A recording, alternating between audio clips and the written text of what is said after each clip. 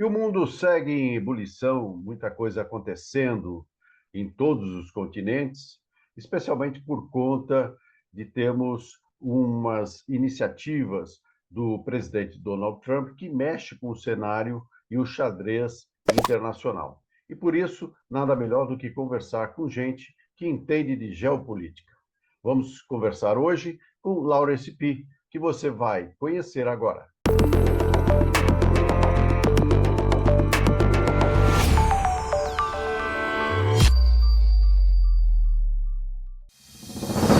Lawrence Pi nasceu em Xangai, em 1942. Veio para o Brasil com a família em 1952, onde se destacou no cenário empresarial conduzindo o Grupo Moinho Pacífico, um dos maiores da América Latina. Formado em filosofia nos Estados Unidos, fez especialização na obra de Jean-Paul Sartre. Após 50 anos de atividade empresarial, se tornou um profundo conhecedor da geopolítica mundial e macroeconomia, com foco nas relações entre a China e os Estados Unidos. Autor de Requiem para um Capitalismo em Agonia e A Consciência Vazia e Desolada, Lawrence Pi tem apontado aspectos positivos e as dificuldades para o crescimento econômico e social do Brasil. Olá, Lawrence Pi, mais uma vez aqui no China Global News. É um prazer recebê-lo. O prazer é todo meu, Marco. E vamos começar com a recente reunião do BRICS, uma reunião de emergência convocada pelo presidente Lula, que teve a participação de Vladimir Putin, da Rússia, e de Xi Jinping, da China, e também uma participação rápida do presidente da África do Sul. Nesse encontro, Lula chamou a atenção para um momento delicado do mundo, onde muitos países estão sendo vítimas das práticas comerciais que ele considera injustificadas.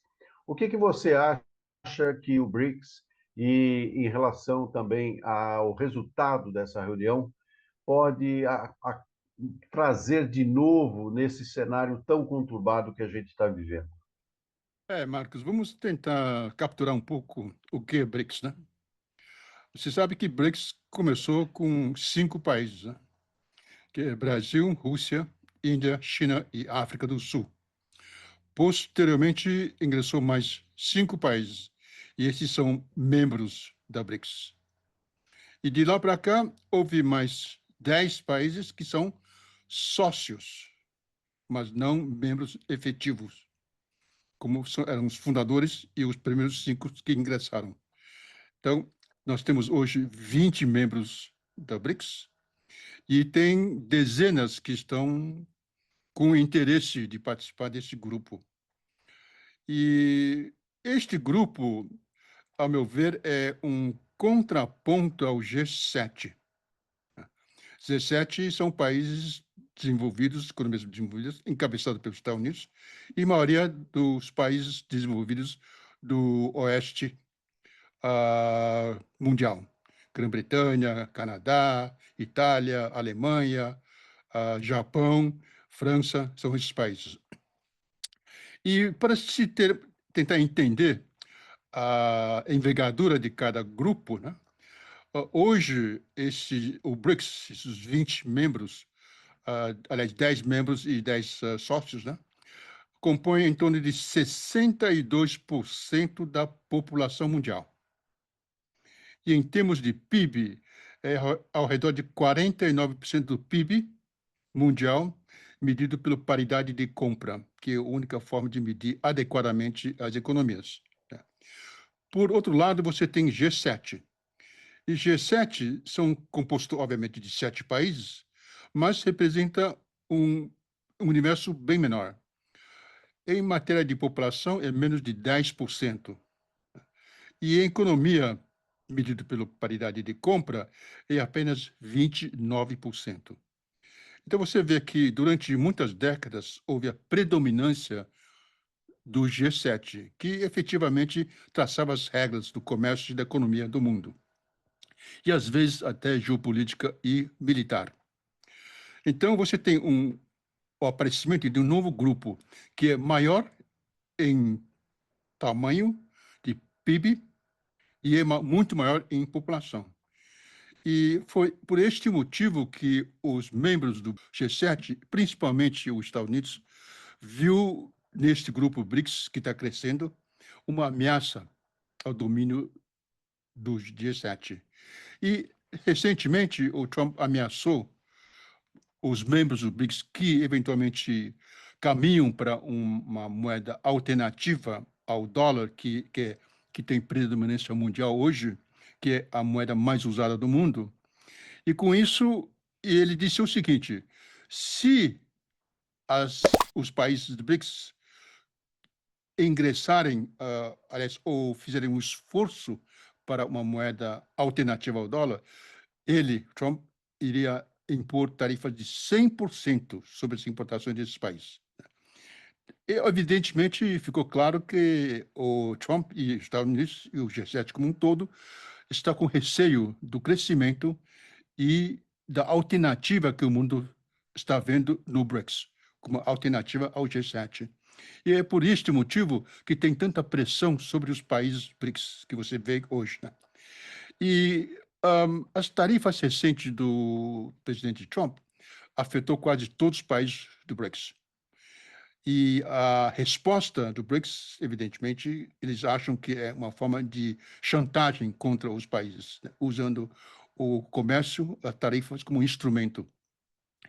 E houve essa reunião que o presidente Lula convocou, virtualmente, uma reunião virtual, onde os membros do BRICS, aliás, da cúpula do BRICS, né, dos fundadores do BRICS, com a ausência do Modi, da Índia, concordaram em que haveria uma resposta e que, em conjunto, declararam de que não aceitariam esse tipo de chantagem dos Estados Unidos através da guerra tarifária. Então, eu acho que o BRICS veio para não enfrentar G7, mas oferecer uma alternativa para o mundo, né?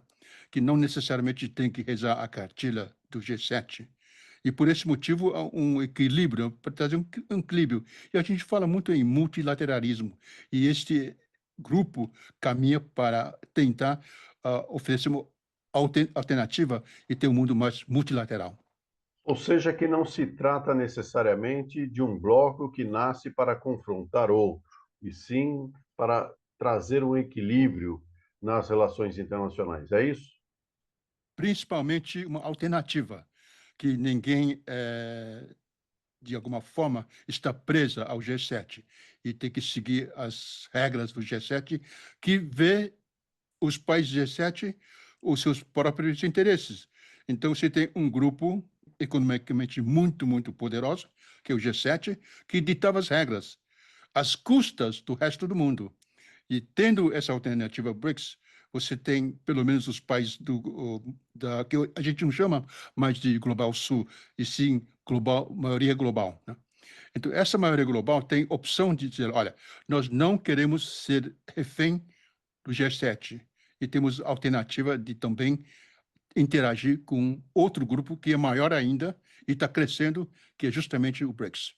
Agora, nós observamos nos últimos dias, Lawrence, um incremento das ações militares da Rússia na Ucrânia. E você comenta sobre o G7. Muitas das economias que compõem o G7 estão exatamente na Europa. Esses ataques representam uma escala na tensão a ponto de ampliar a russofobia que existe na Europa? Ou, por outro lado, essas ações da Rússia podem trazer alguma perspectiva de um acordo? Eu acho que não tem uma ligação direta entre da forma que está agindo contra BRICS e a relação entre a guerra Ucrânia, entre a Rússia e a Ucrânia. Na guerra da Ucrânia, a Rússia está de um lado e a OTAN está do outro lado. Aí já é uma outra história. Ou seja, você tem OTAN liderado pelos Estados Unidos, né, que começou a cercar a Rússia, depois de 1991, houve a dissolução da União Soviética e OTAN foi, aos poucos, avançando para cercar a Rússia. Primeiro vieram os países Bálticos, depois os Balcãs, e agora até Suécia e Finlândia. Era 14 países membros da OTAN em 1991 e hoje é 32. E, evidentemente, a Rússia se sentiu ameaçada. E com justo motivo, porque a Rússia foi invadida pela Europa, Napoleão e Hitler, no passado. É compreensível o desconforto da Rússia em relação à OTAN, que tem bases militares ao redor, na fronteira, aliás, da Rússia. E você sabe que os russos, em determinado momento, nos anos 90, até pleiteou para fazer parte da União Europeia e também da OTAN, e não foram aceitos, não aceitaram, a OTAN não aceitou, e nem a União Europeia aceitou a Rússia como membro, né? Lá atrás, na realidade, a Rússia foi parte do G7, era G8, e foi descartado depois do primeiro evento da Ucrânia. Então, a Europa nunca aceitou, a Europa Ocidental nunca aceitou a Rússia como igual. Essa russofobia, principalmente da Inglaterra, vem de longe, né? Até é uma coisa histórica. E nunca confiaram, e mesmo porque é um modelo econômico diferente. A União Soviética era um modelo comunista e o Ocidente era capitalista. Então, não só a desconfiança através da história em relação à Rússia, e só foram aliados mais por conveniência durante a Segunda Guerra Mundial, e terminou a Segunda Guerra Mundial, imediatamente voltou às desconfianças que existiam antes, né? E por isso eu acho que não há possibilidade da OTAN e da Europa ocidental de aceitar a Rússia como um membro, ou seja, um igual. E vai persistir este conflito. Não precisa necessariamente ser um conflito aberto, mas uma rivalidade intensa entre a Europa Ocidental e a Rússia. Nós estamos às vésperas da Assembleia Anual Geral das Nações Unidas.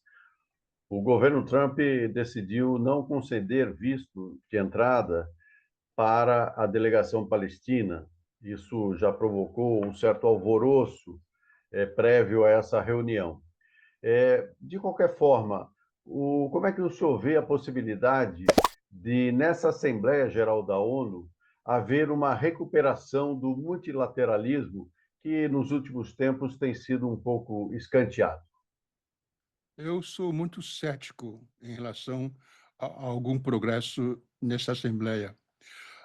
Você vê que o Conselho de Segurança das Nações Unidas são 5 membros e todos eles têm poder de veto, né? Se você olhar a história de veto, os Estados Unidos é o país que mais exerceu veto sobre qualquer assunto, principalmente em relação a Israel. E quase todos os países do mundo aceitam Palestina, o Estado de Palestina. Os Estados Unidos não aceita. Então, se ele não aceita em função da diaspora, do lobby da diaspora judaica nos Estados Unidos, evidentemente ele não tem como permitir que o representante palestino aparece numa assembleia no território americano, né? Apesar de que as Nações Unidas não seria tecnicamente território americano. Então, isso já era esperado, que os Estados Unidos jamais iria aceitar. Não porque o povo americano acha que isso é um contrassenso ou algo que deveria ser, que o Estado palestino não deveria existir. Isso é a liderança dos Estados Unidos. Ou seja, o Deep State e o aparato, o estabelecimento americano, que depende bastante do financiamento da diaspora judaica dos Estados Unidos para seus fins políticos, como financiamento de campanha.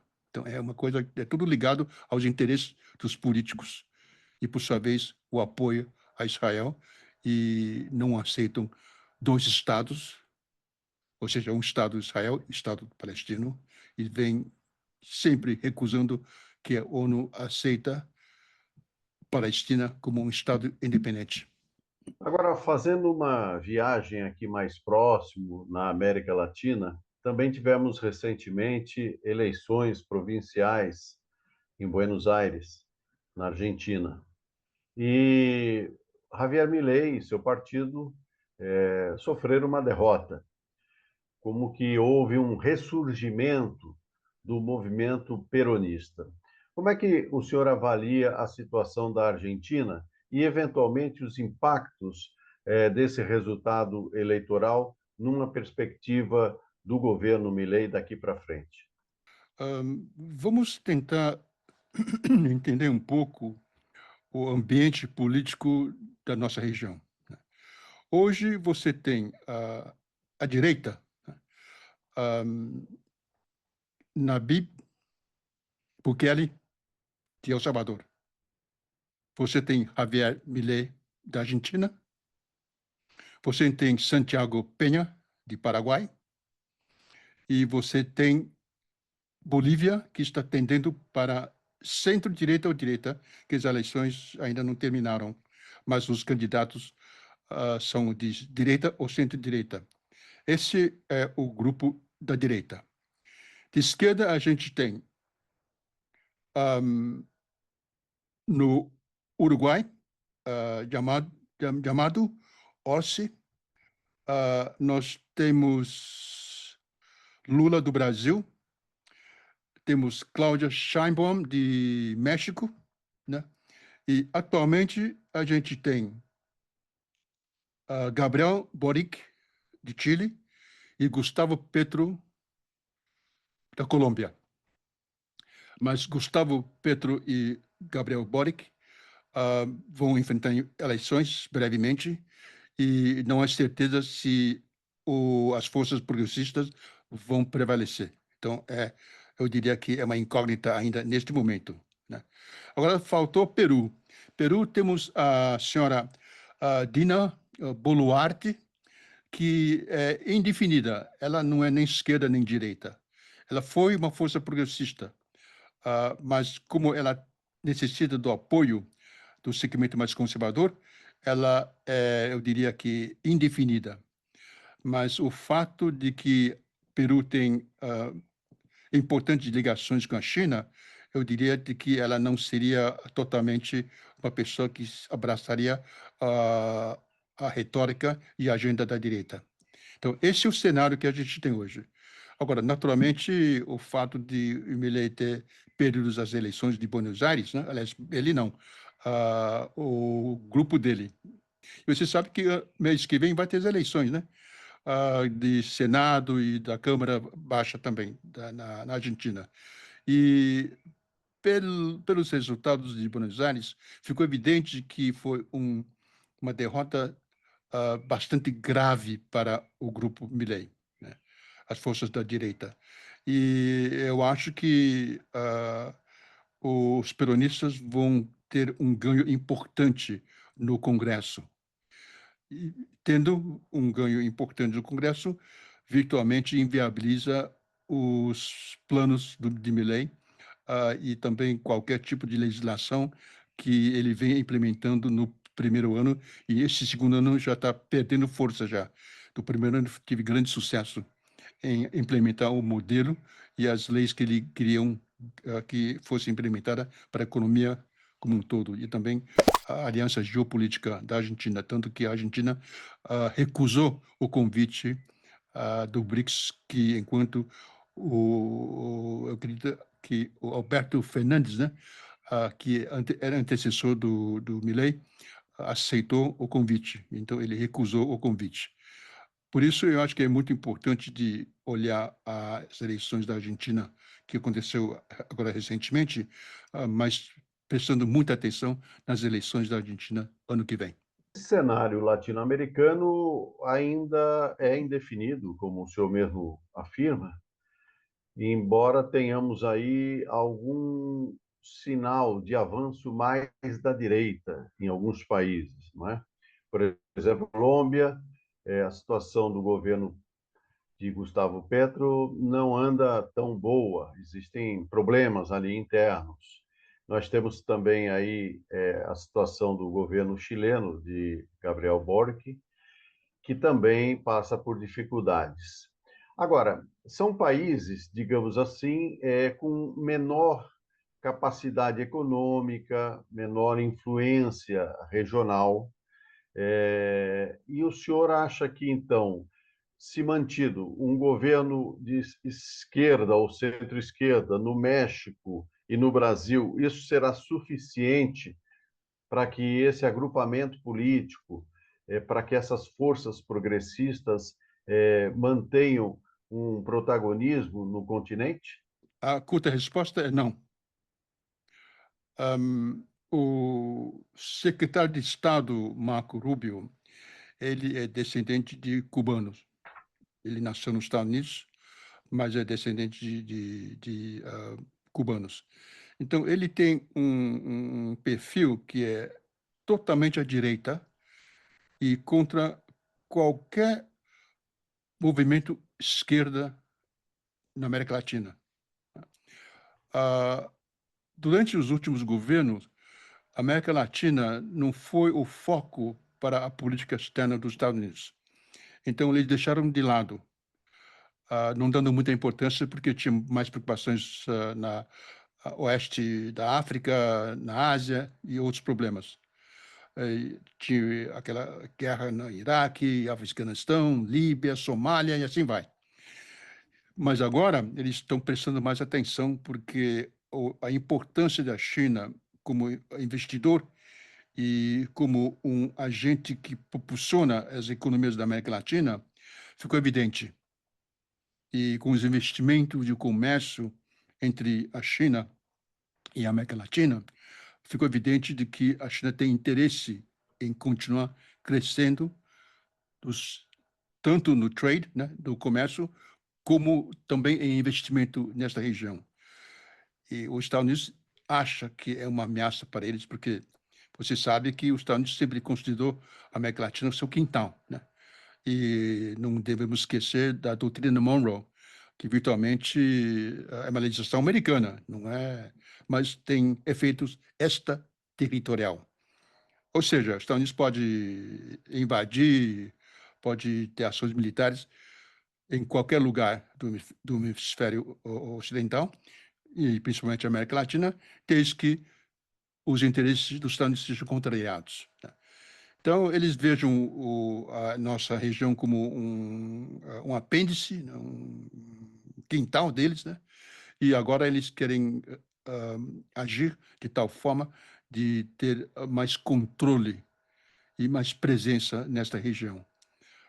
Não é por acaso de que eles estão hoje tentando interferir nos assuntos internos do Brasil, inclusive no judiciário do Brasil.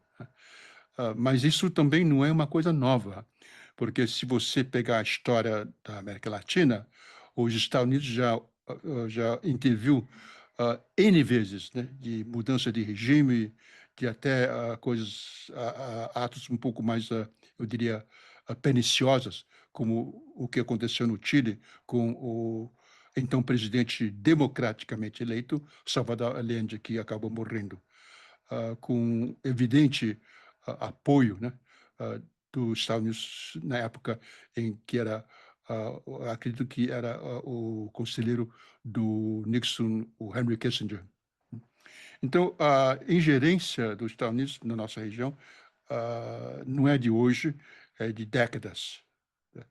E os Estados Unidos quer ter controle e preeminência sobre essa região por uma questão de segurança, que eles acreditam que não pode ter uma outra potência nessa região, que essa região eles chamam de região de influência dos Estados Unidos.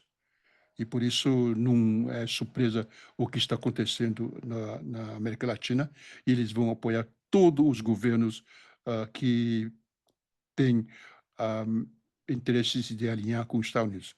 E você sabe, Milley conseguiu os 20 bilhões de dólares do fundo, apesar dos técnicos do fundo dando um parecer negativo, mas por insistência da Casa Branca, o fundo se curvou e abriu o crédito de 20 bilhões para o governo Milei.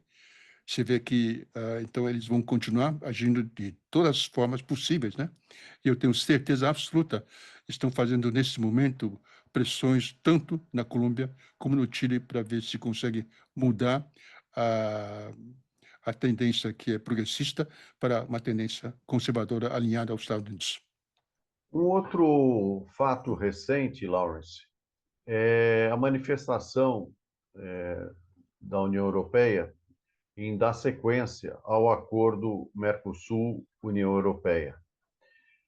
O próprio presidente Lula espera que haja uma definição agora em dezembro. Você acredita que, enfim, esse acordo vai sair?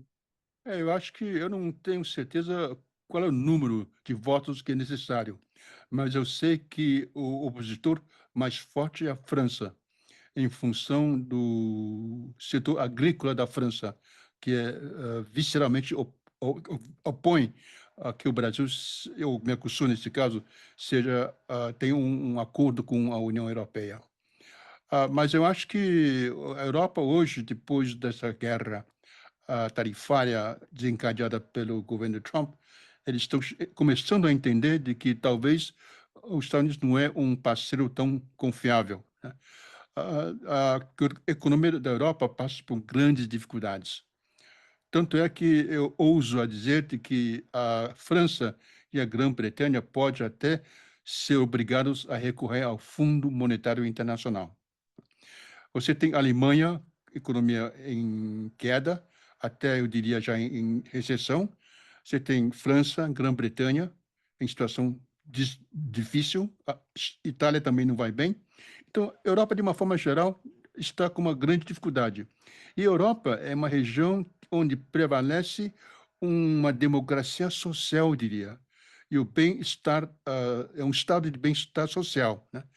E os programas sociais são muito importantes para o povo, a população europeia.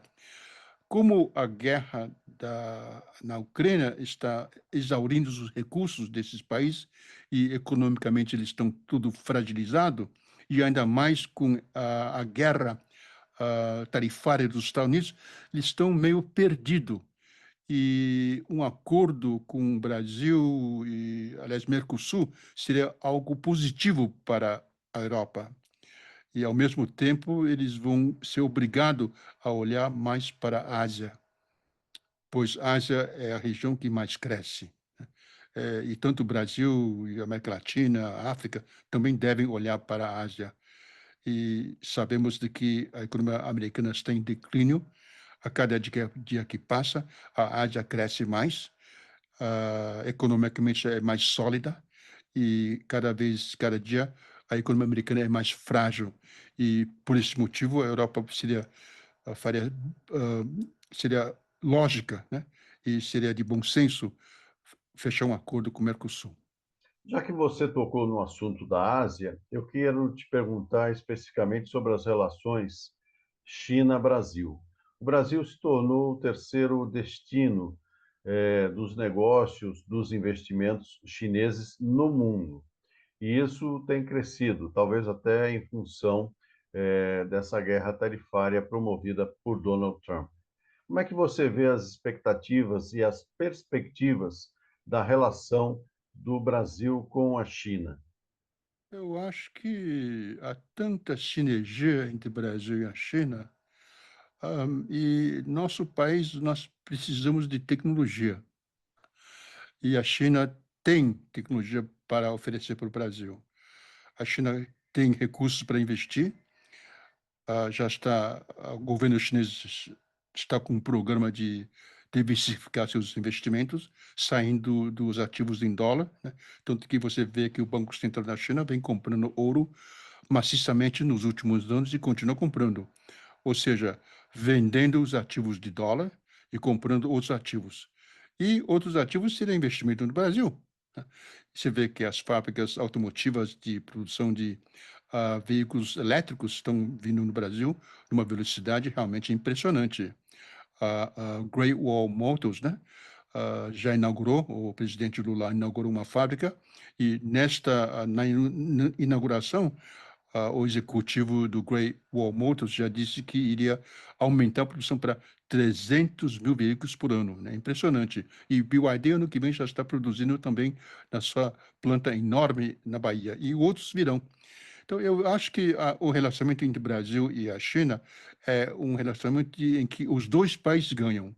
A China necessita do que o Brasil tem. O Brasil tem minério, mas a Austrália também tem minério. Mas a Austrália tem uma postura, né, totalmente alinhada com os Estados Unidos. E já teve diferenças entre a China e a Austrália. Então, o nosso minério não só é de qualidade excelente, como o custo, o preço é competitivo, e, além disso, o Brasil é um amigo da China. E, ao contrário da Austrália, que nem sempre é, dependendo do governo. O governo Albanese é um pouco mais, eu diria, menos agressivo contra a China, mas o governo do Scott, né, ah, que era antecessor do Albanese, foi um governo altamente, eu diria, ah, não diria o inimigo da China, mas com certeza abraçava a agenda dos Estados Unidos e sempre cutucou a China. Por isso, acho que o Brasil está numa situação ímpar, né, de conseguir investimento da China. O Brasil é o país mais importante da América Latina. Não é que eu sou brasileiro que estou dizendo isso. Isso é reconhecido por todo mundo. E Brasil, onde o Brasil vai, né, ela pode carregar uma parte da América Latina, né? Brasil, eu imagino, eu posso vislumbrar uma situação em que o Brasil vai exportar automóveis elétricos, né, para a América Latina inteira, e até para a parte ocidental da África. Então, nós temos matéria-prima, vamos ter a tecnologia que a gente vai, em conjunto, vamos adquirir da China, e você sabe que o automóvel elétrico é o futuro, né? Não tem como o mundo descartar esta iniciativa, mesmo porque o fator climático para nós é crítico neste momento. E eu vejo com grande otimismo o relacionamento entre Brasil e a China. A China tem tecnologia, tem recursos, né, e tem mercado para o Brasil. E devemos capturar todas as vantagens para que nós podemos dar um salto qualitativo sobre o aspecto industrial. Agora, eu queria só colocar um ponto sobre a Ásia como um todo. A Europa e Estados Unidos cresce 1 e pouco, 2% no máximo. E a Europa, se crescer 2%, é uma grande vitória. A Ásia, como um todo, cresce em torno de 5%, liderado por grandes economias como Índia e a China. E você vê que só no BRICS, né, a gente vê a importância do BRICS. E a Ásia é, eu diria que, nesse momento, o motor, a locomotiva do BRICS. Por isso é importante de que todos os continentes, né, regiões, né, pelo menos interagem de uma forma mais intensa com a Ásia. A Ásia vai estar dominando a manufatura, vai também aumentar a envergadura no setor de serviços, né, inclusive serviços financeiros, ainda, eu diria, tímido, mas vai crescer, e são economias que vão crescer por muito tempo, enquanto a Europa e os Estados Unidos, as duas regiões estão em declínio. Não tem a mínima dúvida de que este nosso século, século XXI, é século da Ásia, né? E por isso seria oportuno da América Latina como um todo, e principalmente o Brasil, de ter uma sinergia e ter uma interação mais intensa com essa região. Ou seja, que talvez seja por isso mesmo que Donald Trump quer reaver um pouco a sua influência na América Latina, não é? Exatamente isso, Marco, exatamente. Eles perderam a América Latina, eles não deram importância à América Latina, achou que é quintal e que nós temos que sempre curvar os desejos dos Estados Unidos. Agora, o importante de lembrar nesse momento é que os Estados Unidos já não é mais a maior potência do mundo. Os Estados Unidos já perdeu esse lugar. E todo mundo reconhece, menos os Estados Unidos e a Europa, né? Reconhece. As coisas mudaram. A influência e o poder geopolítico mudou. O centro de gravidade do poderio militar, econômico e geopolítico está mudando para Oriente e não Ocidente. Tanto que o Ray Dalio, né, ele foi fundador de um enorme hedge fund, né?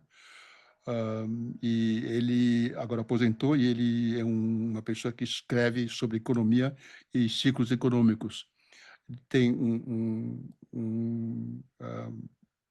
uma medição de poder geopolítico, centro de gravidade, e ele mostra no mapa que esse centro de gravidade está mudando aos poucos para Oriente, né? Estava no Atlântico e agora já está perto da Índia já, e está caminhando na direção da China. Esse é o centro de gravidade do poder econômico, militar e geopolítico do mundo. Vamos agora, Lawrence, fazer um passeio aqui pelo Brasil, que certamente desperta muito o interesse da nossa audiência.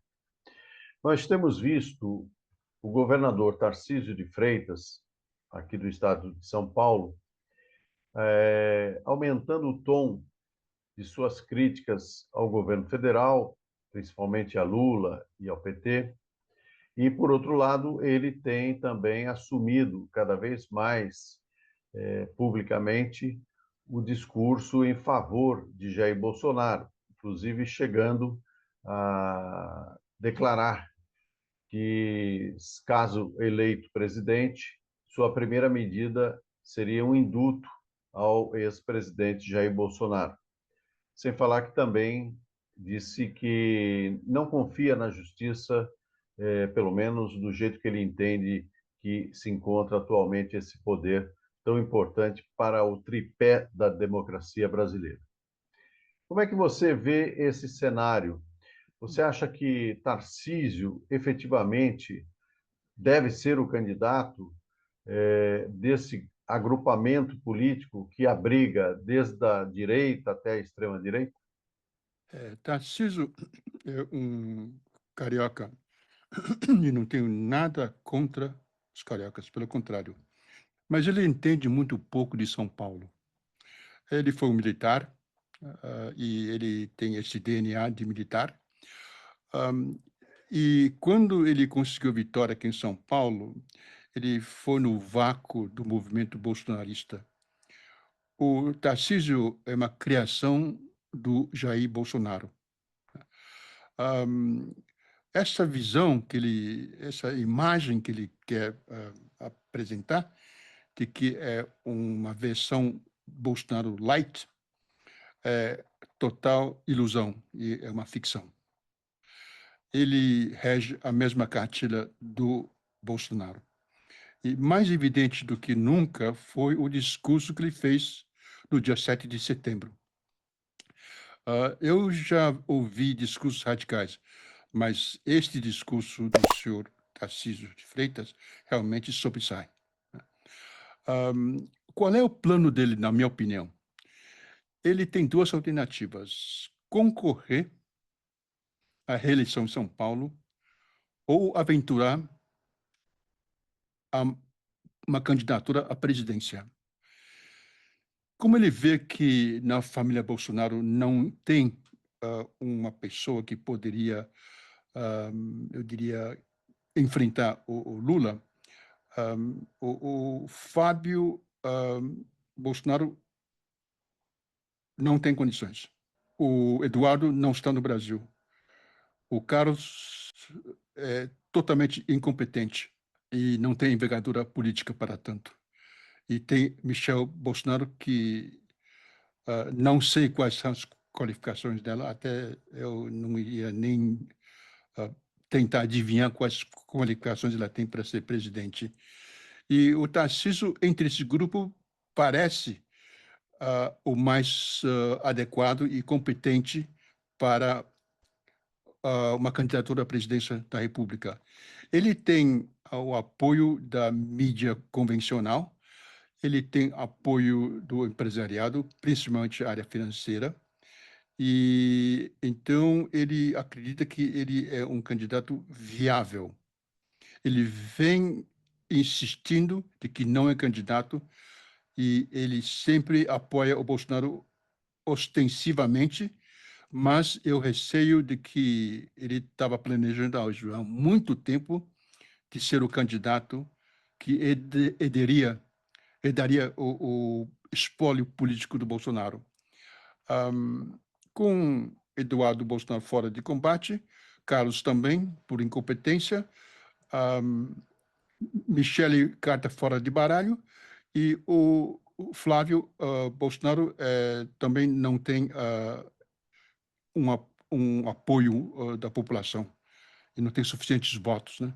Então, ele, como governador de São Paulo, tem mais visibilidade e, por isso, ele encabeça esse grupo numa eventual embate político contra o Lula em 2026. O Zema não é um candidato sério, nem é Ratinho Júnior ou Caiado. Então, só sobrou o Tarcísio de Freitas. E ele está fazendo esse discurso de apoio incondicional ao Bolsonaro, inclusive apoiando e se esforçando enormemente para tentar viabilizar um projeto de lei de anistia irrestrita, ampla e restrita, para tentar tornar o Bolsonaro elegível. Mas ele, no íntimo, está absolutamente convicto que o Bolsonaro é inelegível. Então, ele basicamente está com uma narrativa e com uma retórica pró-Bolsonaro, sabendo de que não há a mínima chance do Bolsonaro ser candidato. Logo, se ele conseguir o apoio dos bolsonaros ou bolsonaristas, a chance dele seria melhor. Agora, eu diria o seguinte, que o importante, a presidência não tem a dúvida é importante, mas eu acho que o esforço de um grupo da direita, inclusive, principalmente os bolsonaristas, é tentar aumentar a força e representação no Senado. É essa a percepção que eu tenho. E você sabe que o Senado será muito importante por qualquer movimento de impeachment, etc., né? E eu acho que eles vão dar muito esforço para aumentar o espaço dentro do Senado, elegendo mais senadores. E aí é que as forças progressistas precisam tomar muito cuidado para que isso não se prospere. Agora, se o Tarcísio de fato for candidato à presidência, eu diria que ele vai perder para o Lula, primeiro. E daí, ou Alckmin ou Haddad seria governador de São Paulo e o outro seria senador. Então, o Partido dos Trabalhadores teria Lula na presidência, Alckmin e Haddad, um no Senado e outro no governo de São Paulo. Isso, aparentemente, seria um tripé importantíssimo, e de fato é. Mas temos que prestar atenção no Senado. Quem é que vai ter maioria de votos? Que você sabe que Centrão, se pagar bem, ele vai até apoiar Satanás, né?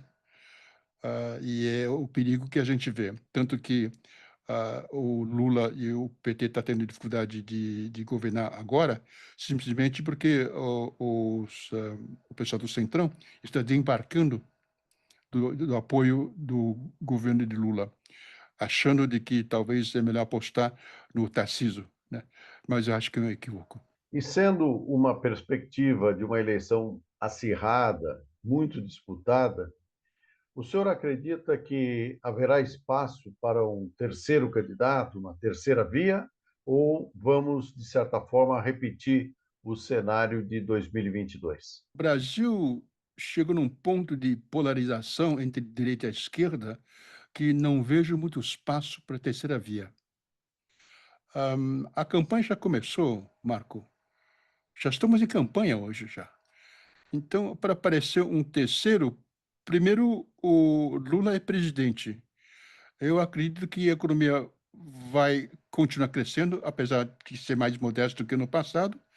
Eu acho que se o PT fizer uma campanha de mostrar o que fez nesses anos de governo, a população pode finalmente reconhecer os resultados, né? O que peca, eu acho que, por parte do PT, é falta de sucesso e eficiência de mostrar para a população o que ela conseguiu fazer. Nível mais baixo de desemprego, economia crescendo bem mais que o governo Bolsonaro, né? Bolsa Família, benefício de prestação contínua, a Minha Casa Minha Vida, a redução de custo de gás para a população. Então, o governo Lula fez muito a favor dos mais carentes e dos mais necessitados. Falta mostrar isso para a população. E aí que vem a comunicação, que eu acho que a direita é muito mais eficiente do que o PT e as forças progressistas, infelizmente. Lawrence, estamos chegando quase ao fim da nossa entrevista e eu gostaria de saber se você gostaria de fazer mais alguma observação ou tocar em algum tema que ficou no ar e que merece ser aprofundado. Eu acho que o mundo passa por um período crítico, a meu ver, né? Você tem um poder, um país em declínio, que foi o país hegemônico durante décadas, né? E você tem um país em ascensão. Hoje, os Estados Unidos não é a maior potência, e a maior potência hoje é a China. Na economia, no militar está ao par dos Estados Unidos, e geopolítica está aumentando o apelo, né, do país em relação aos Estados Unidos. Então, o que chama de soft power, né, dos Estados Unidos está em declínio e da China está aumentando. Você vê que a China agora, recentemente, isentou de visto para tantos países. E nós, como brasileiros, podemos ir para a China sem visto, né? Eles estão abrindo o país para mostrar o que é a China, porque a mídia do Ocidente sempre tenta demonizar a China, né? Tudo que eles fazem é errado, etc. E a China quer dizer, olha, então vem ver o que é com seus próprios olhos. E esse tipo de abertura de não necessitar visto para visitar a China, não é só o Brasil foi contemplado, muitos países foram contemplados com isso. Enquanto os Estados Unidos está montando uma barreira, né? Um muro para não permitir a entrada dos povos de outros países, né? Então, é justamente o contrário. Eu acho que esse movimento é muito importante para a gente conhecer outro lado. A China é o outro lado do mundo do Brasil, né? Poucos brasileiros conhecem a China, mas vale a pena de ir lá e ver com seus próprios olhos o que é a China, né? Não leva muito a sério o que você lê, as narrativas, né? A propaganda, vai lá e vê, né? E é isso que eu acho que é importante para o mundo inteiro, não só para o Brasil e brasileiros, mas todo mundo deveria ir lá e ver e constatar com seus próprios olhos o que é a China. E vai nos Estados Unidos e olha o que é os Estados Unidos, né? Então, estamos num mundo em que tem um país que se isola e outros países deveriam deixar ele se isolar, se ele quiserem se isolar, e construir um mundo de multilateralismo sem os Estados Unidos. Se eles querem continuar a se isolar e tentar impor a sua vontade sobre todos, que tentam, né, mas não vão conseguir. E aí é que vamos começar a iniciar um processo de multilateralização, simplesmente pelo declínio e o isolamento de o país hegemônico que foi a maior potência nos últimos 5 décadas.